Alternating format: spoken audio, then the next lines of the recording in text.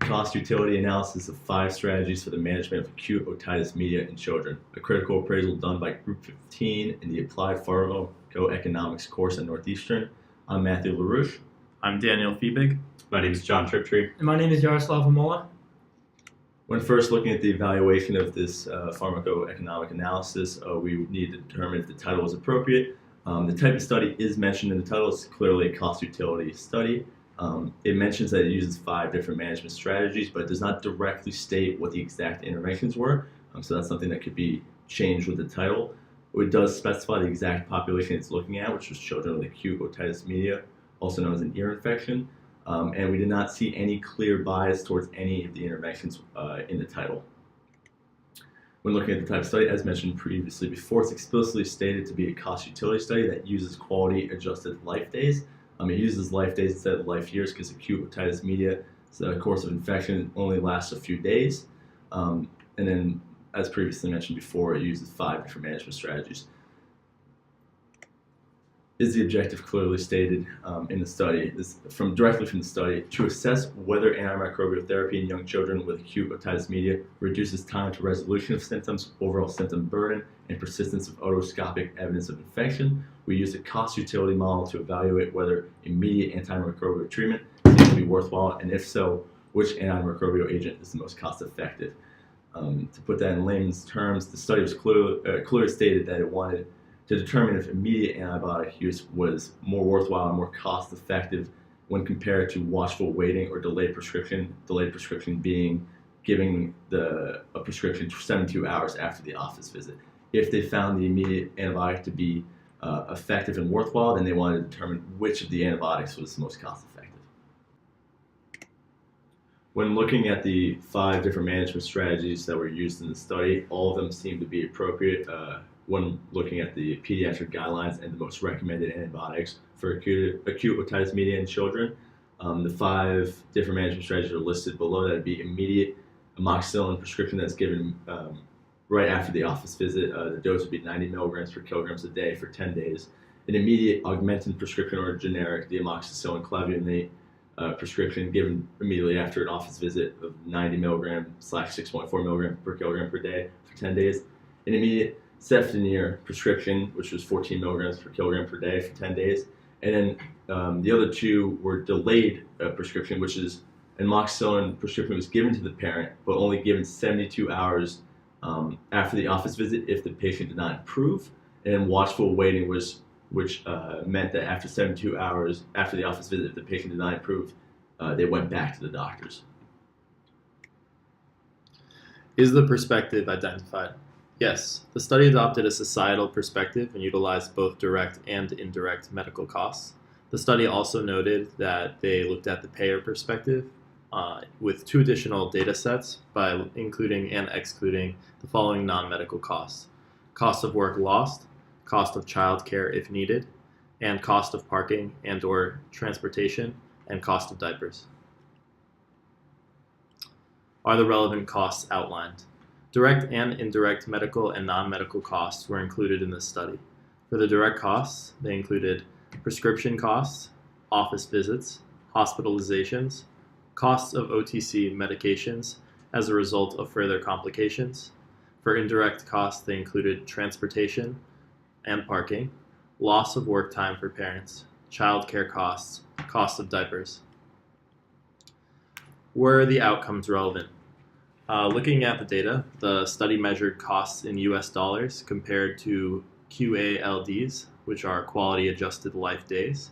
After looking at these 2 comparisons, the study authors calculated the ICERs, which were the total costs divided by the quality adjusted life days in a 30-day period, as shown on the bottom line of the results.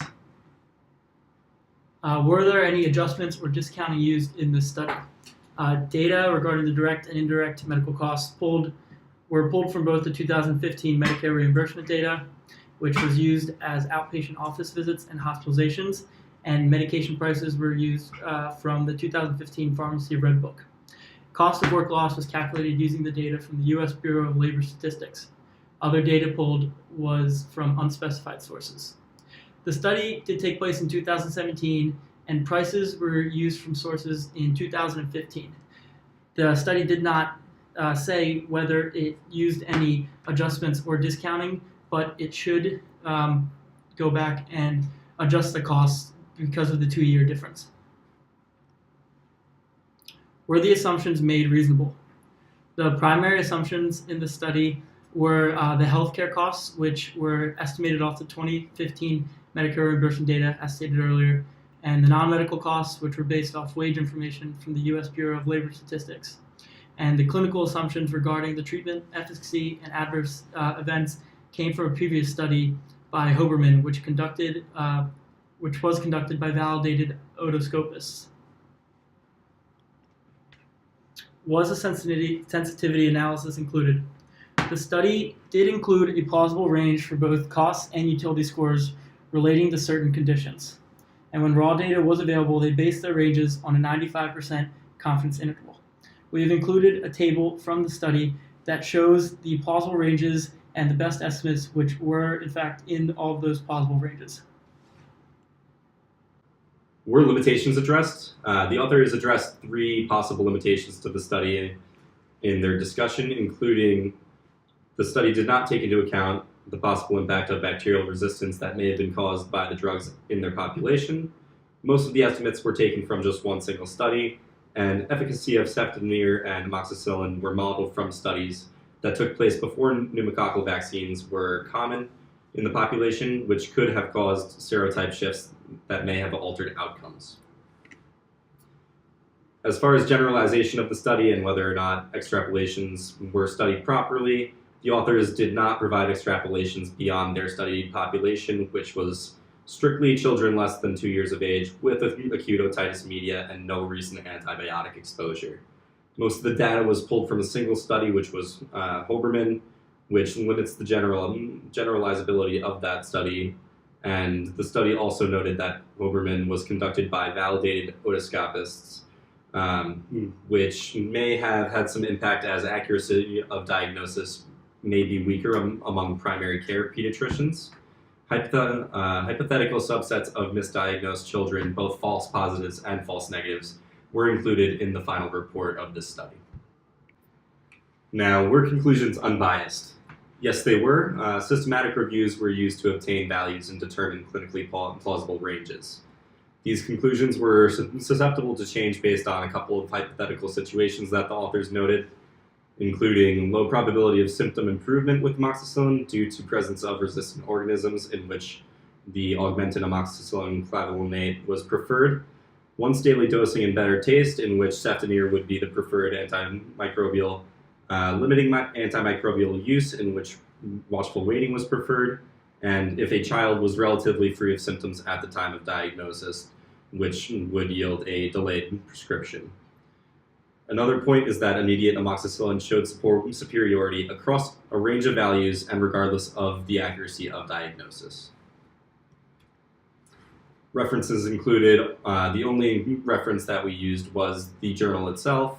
Thank you for your time.